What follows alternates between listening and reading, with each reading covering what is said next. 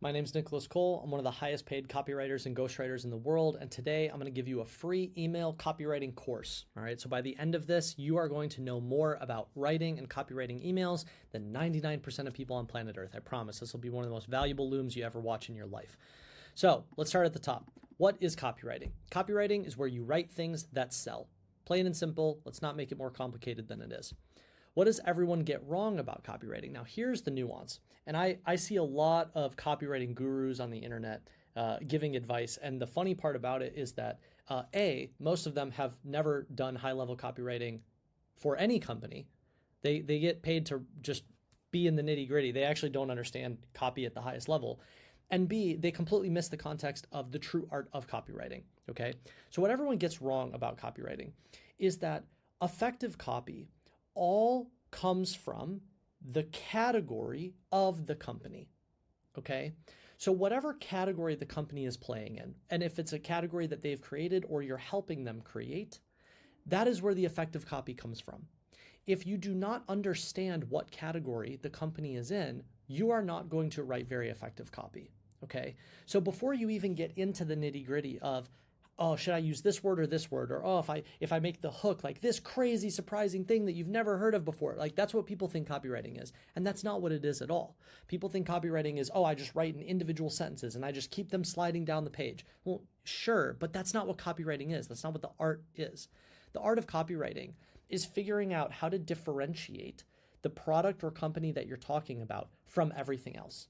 And the way that you differentiate does not come down to a sales explanation. It doesn't even come down to, benefits over features, all those things that you hear copywriters talk about.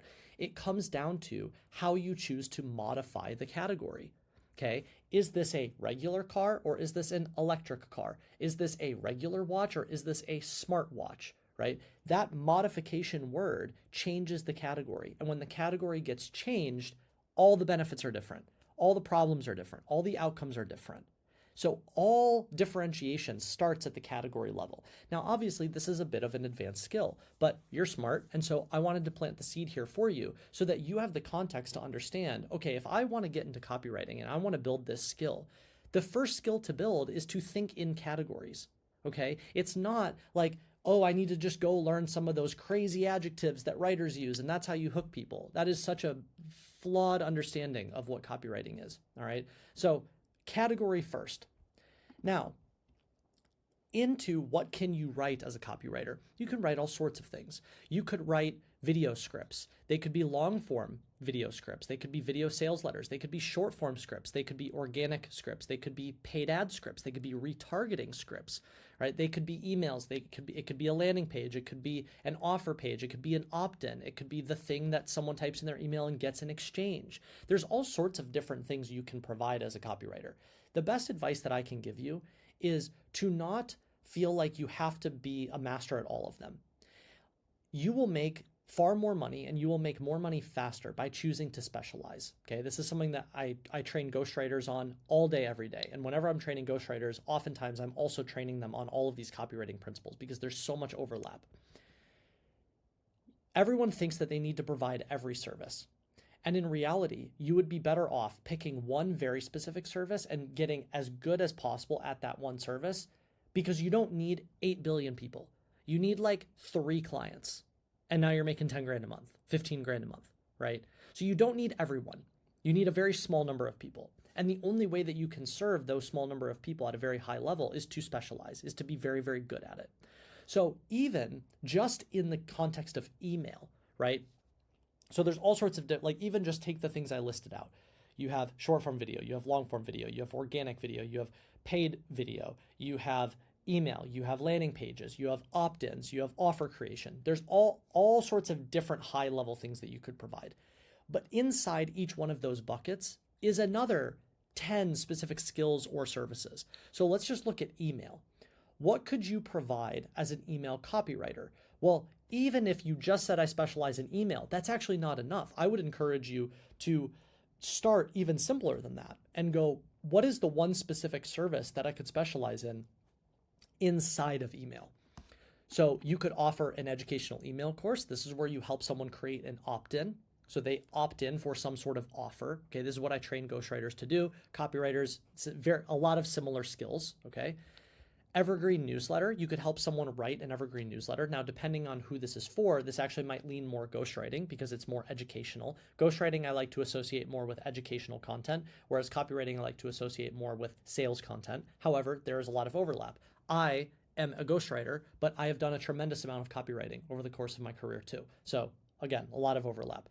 If you have an evergreen newsletter or you're helping someone write an evergreen newsletter, you might take it even deeper. So for example, inside our funnels, on Mondays, we send a very just educational, high value evergreen newsletter.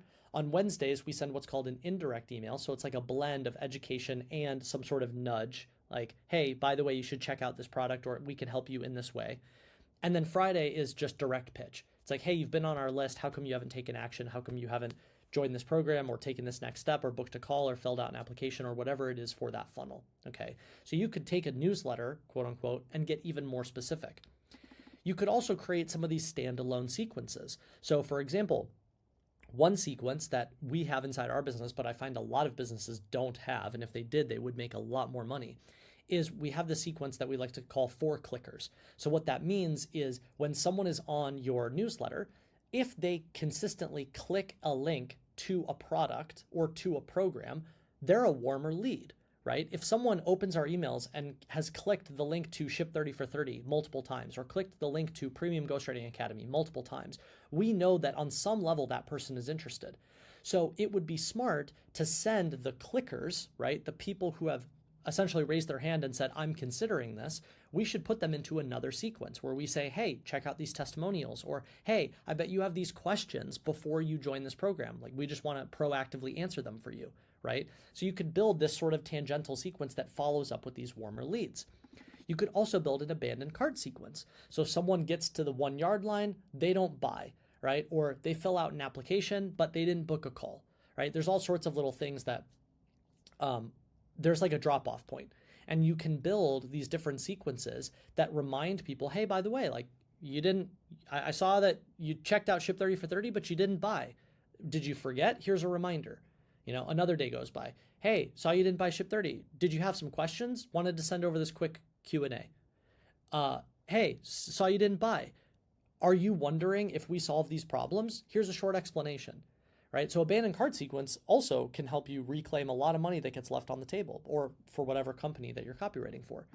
You could also put together a book a call sequence. So this is something that a lot of copywriters don't understand, a lot of ghostwriters don't know, is if you are writing for a sales company, so a company that isn't just selling products from a checkout page, like they have some sort of sales team.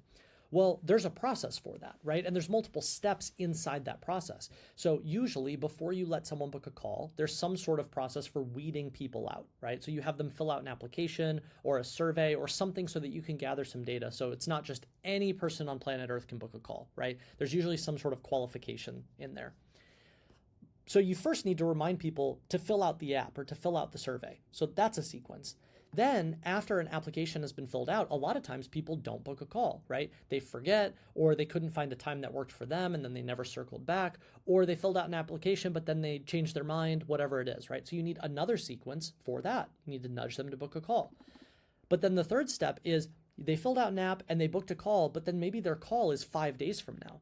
Well, you don't want them just sitting there not hearing from you for 5 days, right? Those 5 days are an amazing opportunity for you to pre-educate them, right? So what are things that you could cover before the call so that they walk into the call more educated? They probably have these questions. They probably are wondering these things. They probably currently have these problems. So how can you pre-educate them and actually help them in advance of the call so that by the time that they do get on the call, they are more likely and more receptive to whatever thing that you're trying to share with them because you've already helped them. So all of these are different sequences that you can build, right? Another really great sequence is, we covered that one. Okay, so the next one is cold traffic, and this is not our term. I've heard this from other people. It's called a hammer them sequence. So when you're running paid ads, what happens is you're tapping into colder and colder markets. And so people don't know who you are. And so when someone enters your ecosystem from a cold traffic paid ad, you have to do a lot of work up front in order to educate them.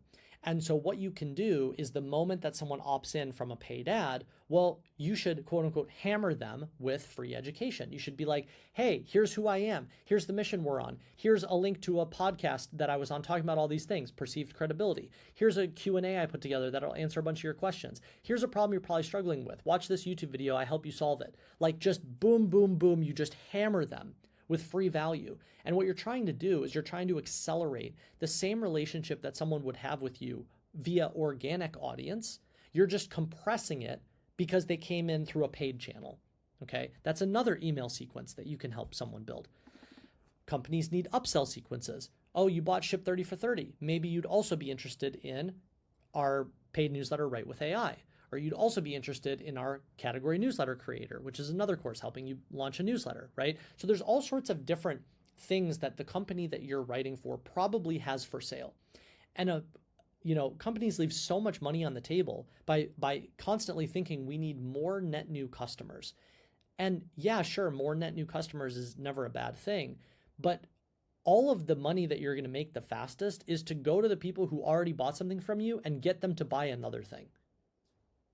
So upsell sequences, you can help them build those.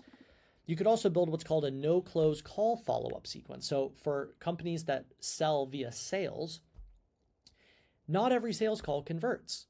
So what happens to all the people that jump on a sales call but then decide, this isn't for me, I don't need this service, I don't want to join this program, whatever. Do they just never hear from you again? That's a missed opportunity. So you could help companies build these follow-up sequences where once every week, once every 2 weeks, once a month, anyone who took a sales call but didn't buy, they just keep getting free value from you. Like, hey, by the way, I don't know if your goals have changed or if you've tried some of these things, just wanted to send you this free resource. By the way, if you ever want our help, here's my direct link. You could always book a follow-up call with me. It's an amazing sequence for these types of companies to build. And then, of course, a FOMO sequence, right? So you do a product launch, or you have a product launch coming up, you have a cohort coming up, maybe you have a cohort-based business.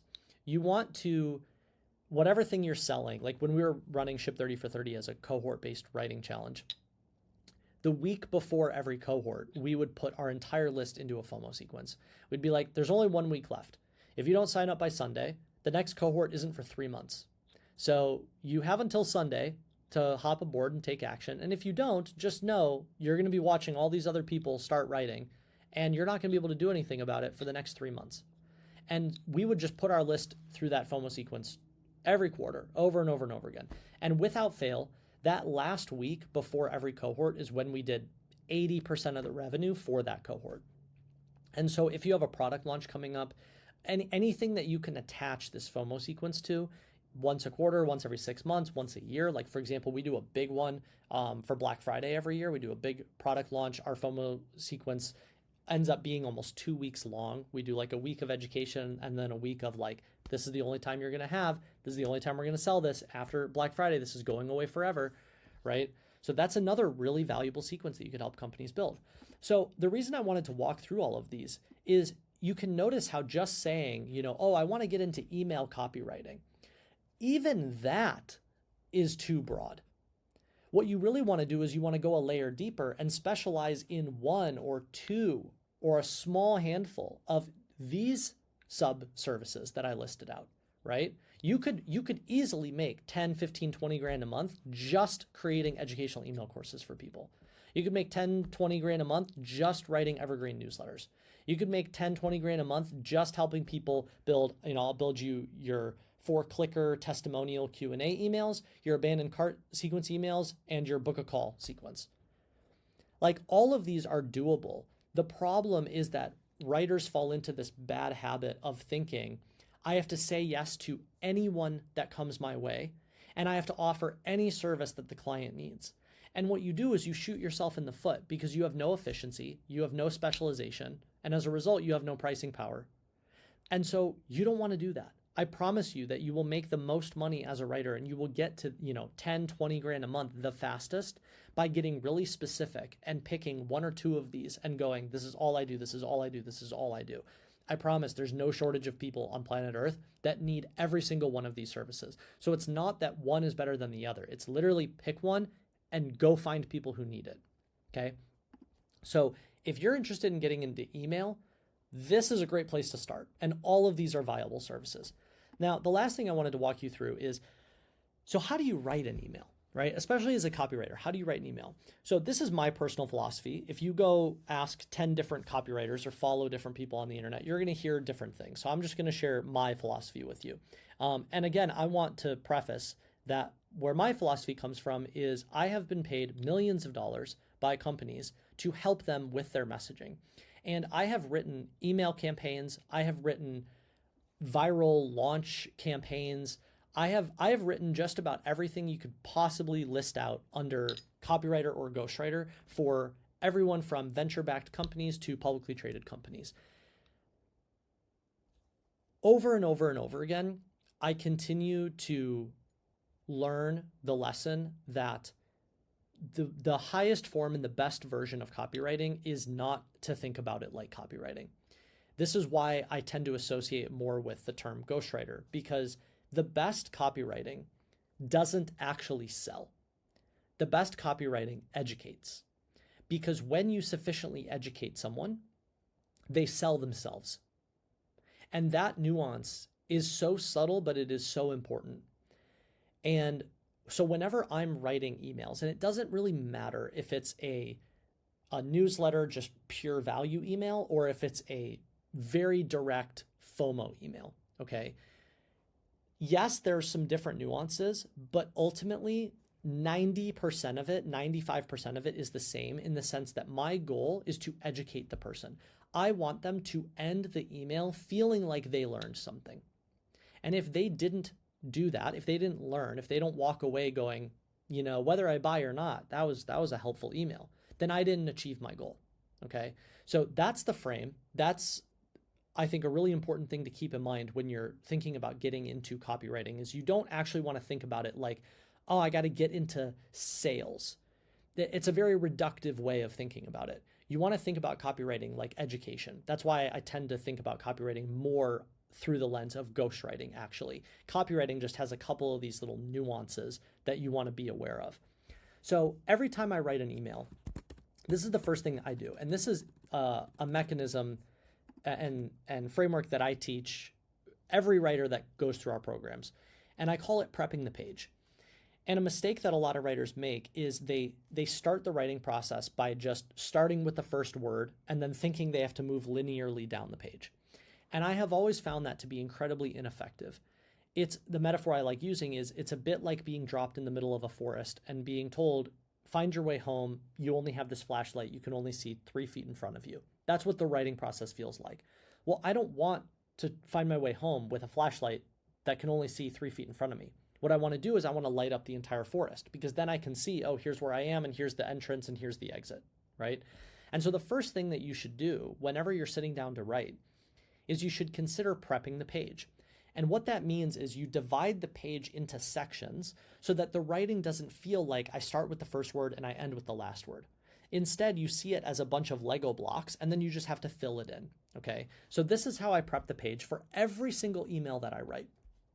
I know I'm going to need a couple pieces. I'm going to need a subject line, so I put this here. Then I'm going to need a subtext line. So this is like the preview text, where whenever you see an email come through, the subject line is the main thing you see, and then you see that little bit of gray text. That's the subtext, right? It's almost like you start reading into the email. It's the preview text. So I know I'm going to need both, right? Then I do a little squiggle. Then I know I'm going to have some version of like, hey there, I'm addressing the reader, right? And I know at the end, I'm probably going to have something like, sincerely, Nicolas Cole.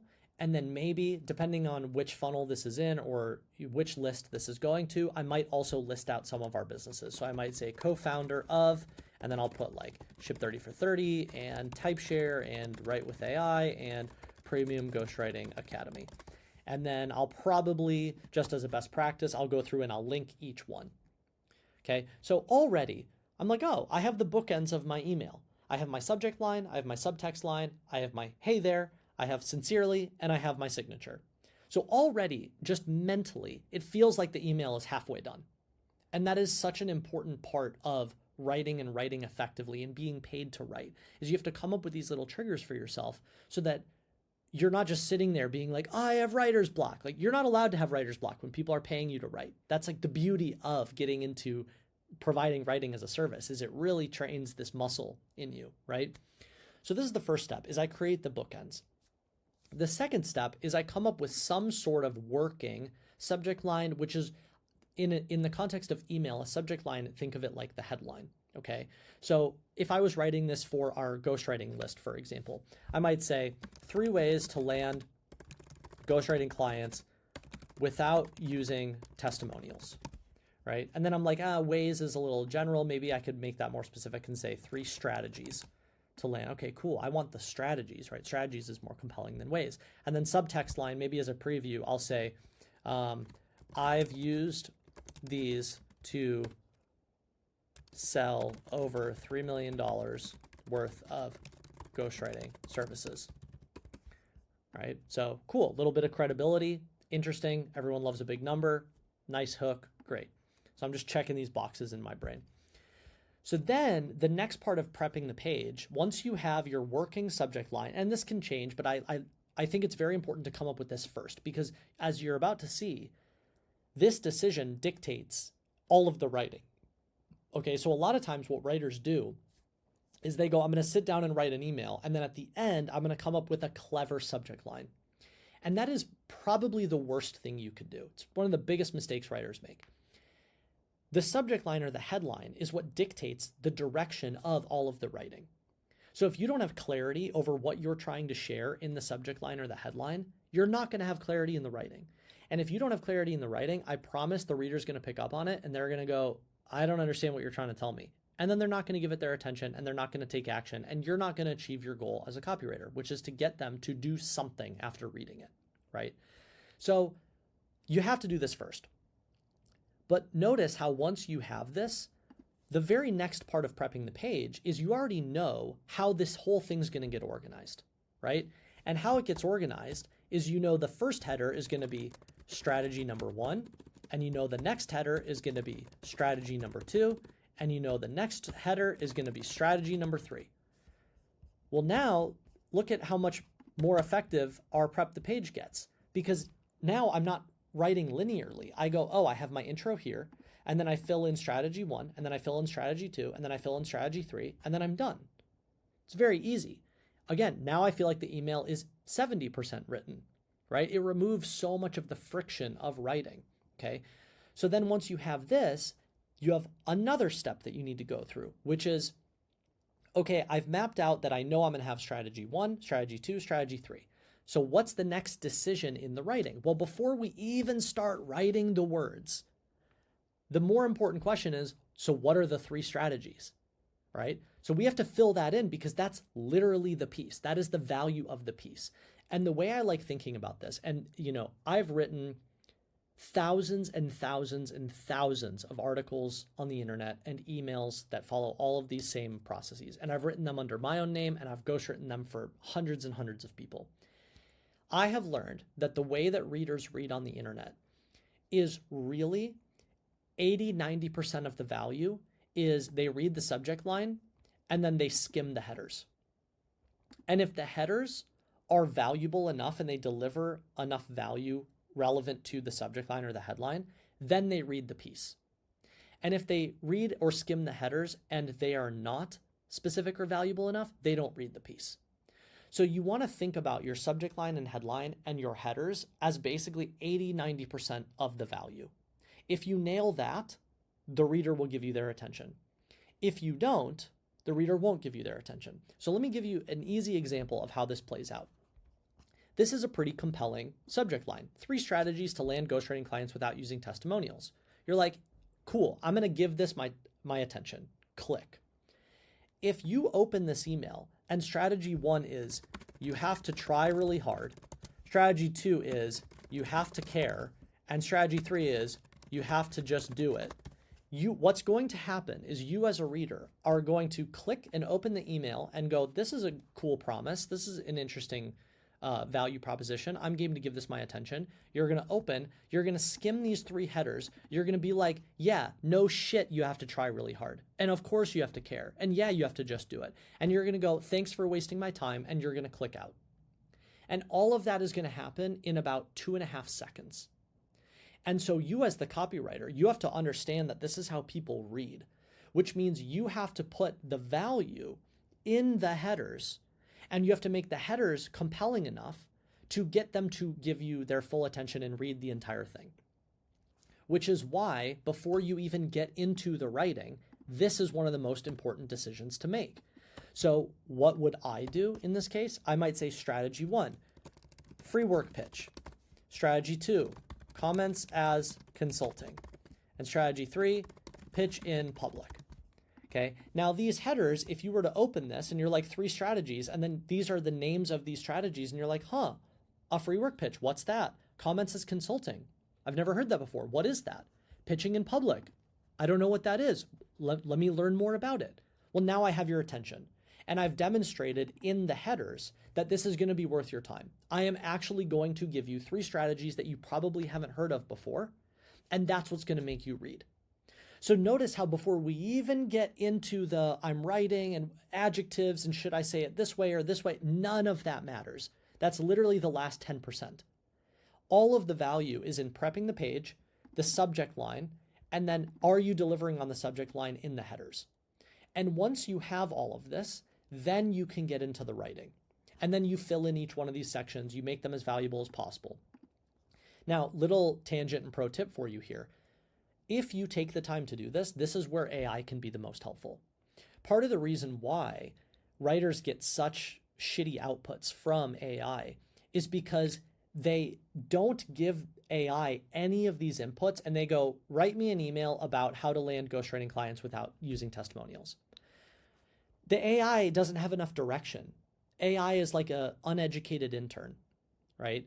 So what you need to do is if you're the one who takes the time to crystallize this thinking and you go, hey, AI, here's my subject line. I want 3 strategies on how to land ghostwriting clients without using testimonials, but I'm also going to give you the 3 strategies. And then maybe you even in 1 or 2 sentences describe what it is, how it works. And then you have your little signature and you go, now take this and write an email. The output of that is going to be 10 times better than the writer who just says, write me an email about landing ghostwriting clients.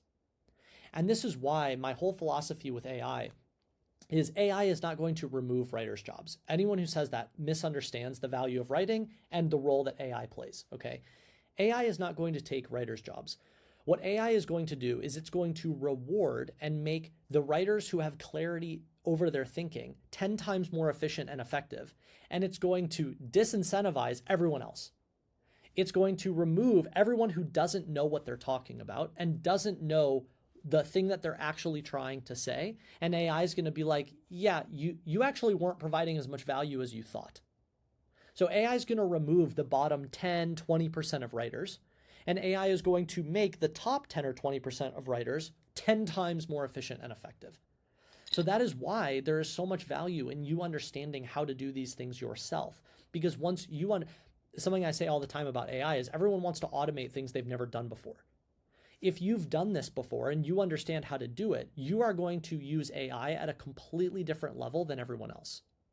Okay? So just a little tangent. Just want to give you that frame because it's a really important point and part of being a writer over the next 10, 20 years, really moving forward. Now, the last part of prepping an email, and especially if this is a quote unquote copywriting email. So the goal isn't just education, but notice like 80% of this email is education. I still want to teach you something. But then there's usually some sort of CTA, and you should just think of this as your 4th header. And so this CTA, you probably aren't going to label it a CTA, but I'm just doing it here for you. This CTA header would show up something like, are you ready to start landing ghostwriting clients? Click here to join our XYZ, right? So you make the 4th header some sort of prompt to take the next step, okay? And this could be framed as a question. This could be framed as an incentive. This could be framed in a bunch of different ways. The point is that it's like you educate, educate, educate. Are you ready to take the next step? Now, the mistake that copywriters make here is, I'll give you a different version so that you can see this. What they will do is say, are you ready to join our Premium Ghostwriting Academy, for example, okay? If I was writing this for us or for our program. The problem with this is that it's talking about us. It's talking about brand. It's talking about it's who we are. It has nothing to do with the reader, okay? So it's framed selfishly. You do not want to do this. You do not want to say, are you ready to come be a customer, right? You don't want to say, are you ready to come be a student of ours, right? What you want to say is framing the value as it relates to the reader. So what does the reader care about in this context? Well, if they clicked on this and they want 3 strategies for how to land ghostwriting clients without using testimonials, I would say here, are you ready to start landing ghostwriting clients without using testimonials? Because that's the thing the reader cares about, right? So a mistake that copywriters make is they make the CTA very like, now come buy from us. And that's not an effective CTA.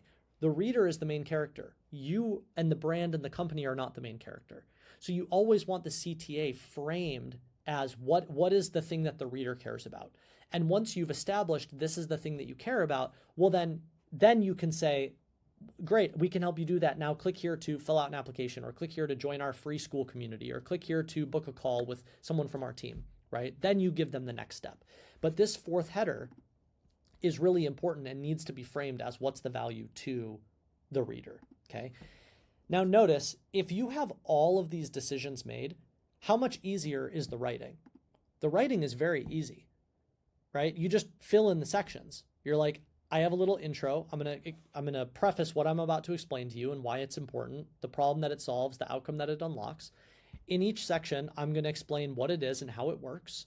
And then at the end, I'm going to frame the next step CTA as the benefit to you. And then I'm going to tell you what to do. Sincerely, me.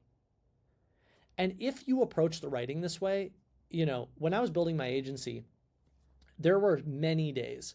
I had to build these skills out of necessity, because there were many days where I would have a sales call at 9 a.m. I would have another sales call at 9:30 a.m. I would have a 30-minute break until 10. I had another sales call at 10, but in those 30 minutes, I needed to write a piece for a client.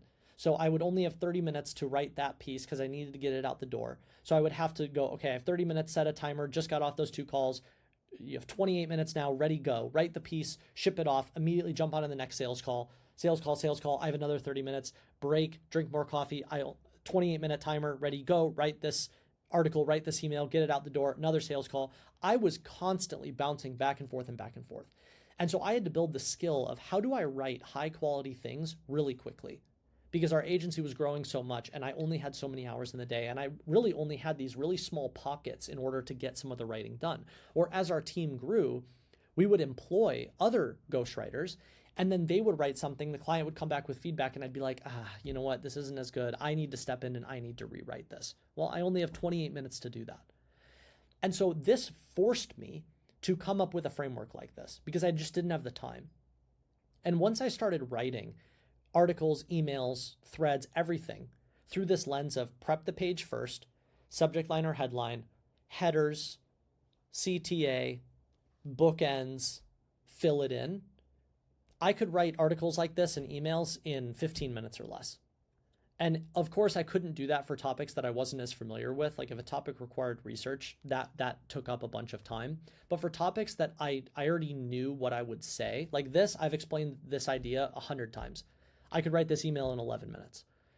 And so I would really encourage you, if you want to get into writing, copywriting, ghostwriting, whatever it is, you will be so much more efficient if you adopt this prep the page mentality, where you want to think of it like you're assembling Lego blocks, not like you make a cup of coffee and you light a candle and you put on your chapeau and then you start with the first word and then you write this beautiful manuscript. Like that is the most inefficient way to approach writing, especially if writing is your business and your livelihood. Okay.